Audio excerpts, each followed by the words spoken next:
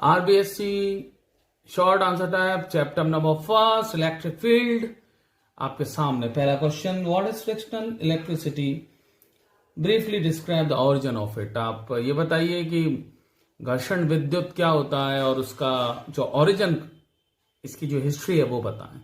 तो ये आपके सामने फ्लैश हो रहा है इसका आंसर। आप अच्छी तरह से जानते हैं कि जो हम इनको आपस में जो रब कराते हैं ऑब्जेक्ट्स को, उससे इलेक्ट्रॉन्स ट्रांसफर होते हैं, तो उसकी वजह से जो इलेक्ट्रिसिटी आती है that is known as frictional electricity. और जो डिस्क्राइब करा है इसका ओरिजिन, तो ओरिजिन में थेल्स आप अच्छी तरह से पता है इन एंशिएंट ग्रीस, ये आपको याद रखना है।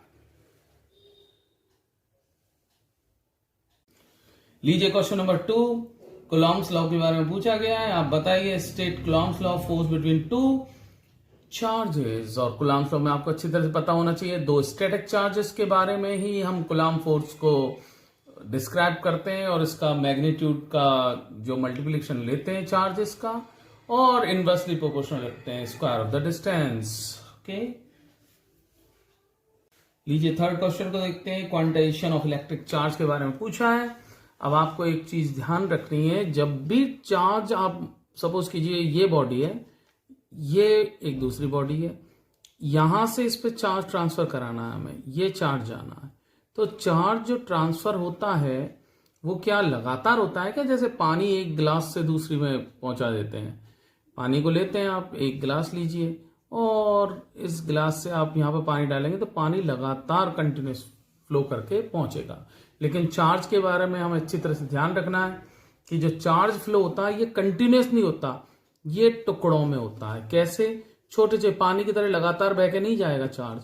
हम इसको माइक्रोस्कोपिक लेवल पर, बहुत सूक्ष्म देखने पर हम इसको ही पाएंगे कि जो चार्ज यहां से यहां ट्रांसफर होता है, अगर आप रगड़ते हैं तो चार्ज जो ट्रांसफर होगा तो ये स्मॉल पैकेट्स में जाएगा। पहले एक पैकेट, फिर दूसरा, फिर तीसरा, ऐसे सो ऑन। तो इन पैकेट्स जो हैं जो चार्ज को लेके जाते हैं, इनको हम इलेक्ट्रॉन बोलते हैं। और मिनिमम चार्ज जो है इलेक्ट्रॉन के बराबर ही ट्रांसफर होगा, 1.6 इंटू 10⁻⁹ कूलॉम का चार्ज एक बॉडी से दूसरी तरफ ट्रांसफर होता है। तो ये इसी का नाम क्वांटाइजेशन ऑफ चार्ज है, और वर्ड्स में हम इसको इस तरह से लिख सकते हैं।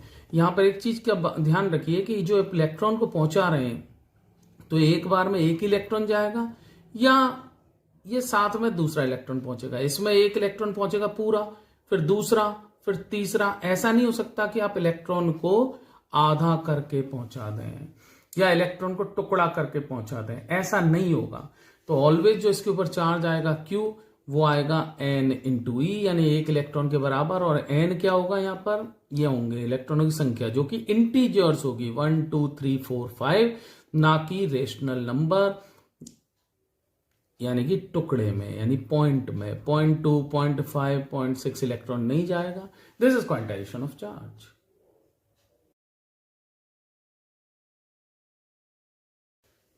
क्वेश्चन नंबर 4, जिसमें आपको बताना है सुपरपोजिशन प्रिंसिपल ऑफ फोर्सेस। देखिए सुपरपोजिशन प्रिंसिपल फोर्सेस का भी हो सकता है, इलेक्ट्रिक फील्ड का भी हो सकता है।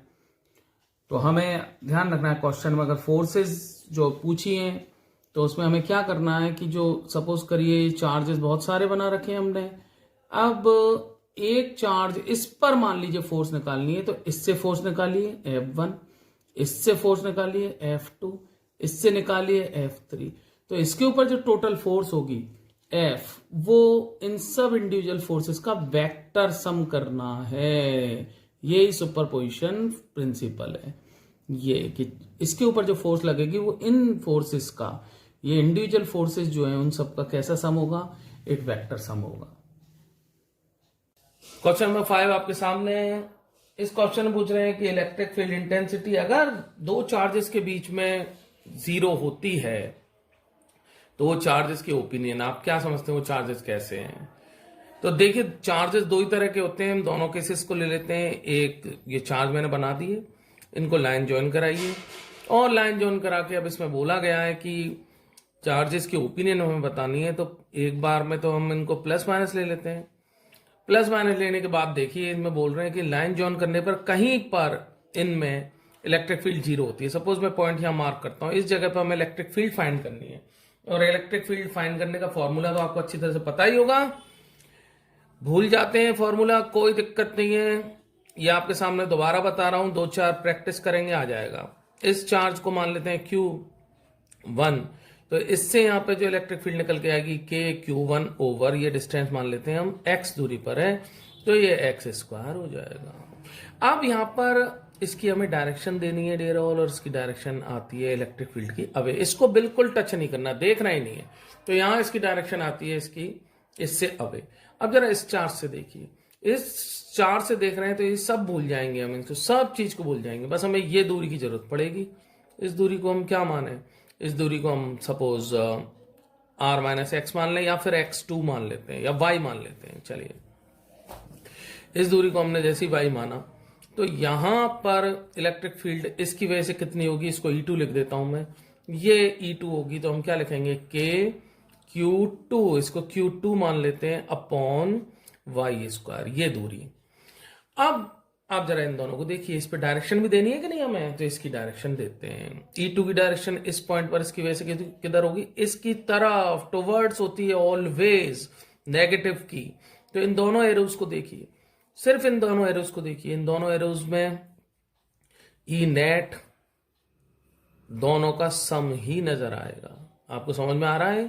तो ये प्रोसेस हमें अच्छी तरह से समझ में आना चाहिए, और कोई चीज का सम अगर इन दोनों को जोड़ेंगे तो ये नेवर भी इक्वल टू 0 होगा।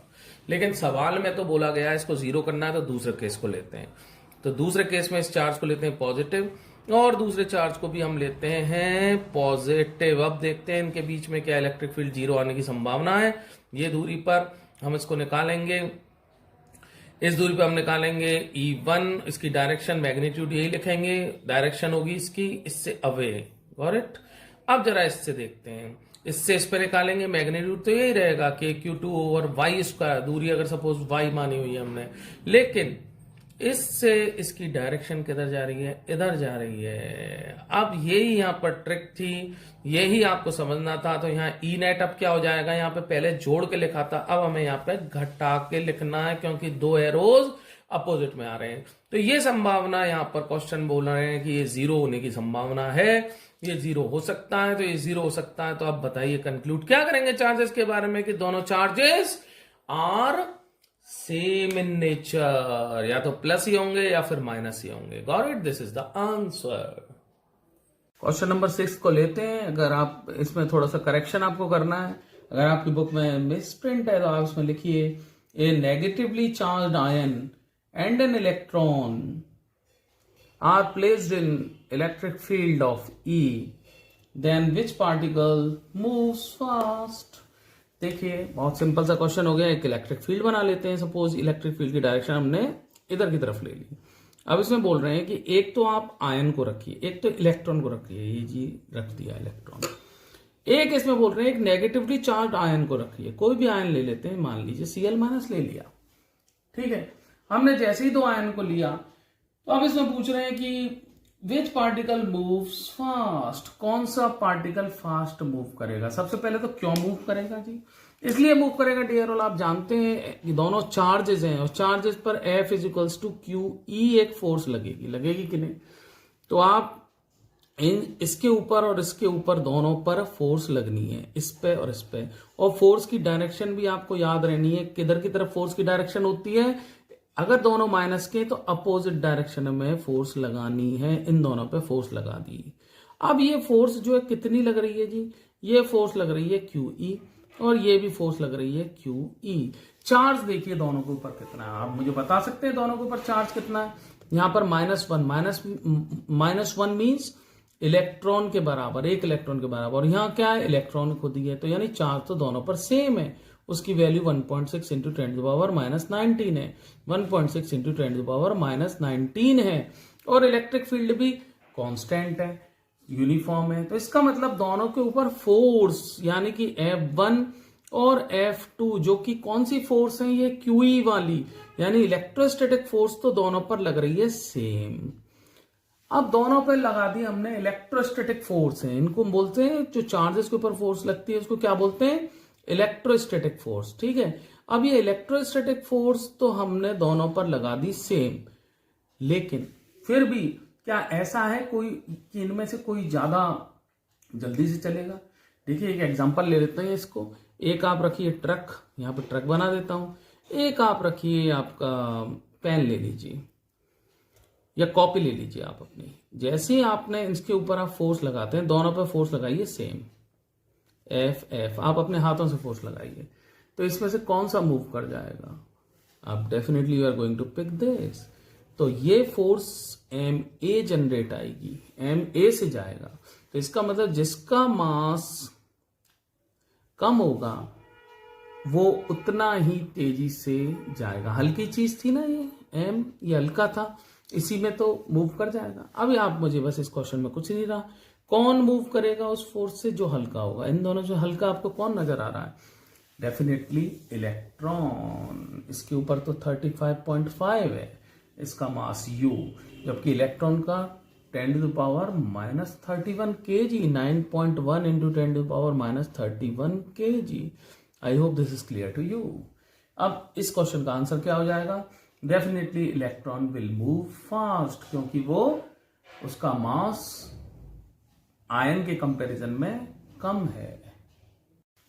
क्वेश्चन नंबर 7, इसमें डेफिनेशन देनी है हमें। It is flashing on your screen, और संग में इसकी एनी 2 प्रॉपर्टीज लिख देनी है। बहुत सारी प्रॉपर्टीज हैं, आप कोई भी 2 लिख सकते हैं।